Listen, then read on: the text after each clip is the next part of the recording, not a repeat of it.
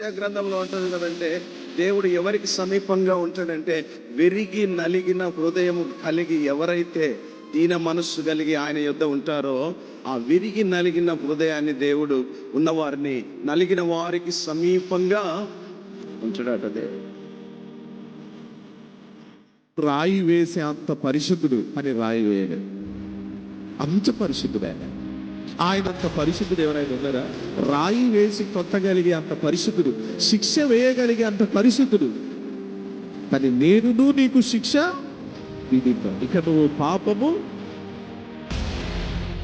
చీకటి మనలో ఉంటే వాక్యం అనే వెలుగు మన దగ్గరికి వచ్చినప్పుడు మనం గుర్తుపెట్టుకోవాలి, అది మన హృదయంలో ఉండదు. మనము దీవించబడాలి, మనం ఆశీర్వదించబడాలి అని అంటే మన ఆత్మీయ నేత్రంలో ఆయన తట్టు చూడగల. ఇల్లు కట్టించిన దాన్ని కట్టువారి ప్రయత్నం వ్యర్థం అంటాడు దేవుడు. హల్లెలూయా. ఇల్లు అంటే ఒక సంఘము, ఇల్లు అంటే ఒక జీవితము, ఇల్లు అంటే ఒక కుటుంబ వ్యవస్థ.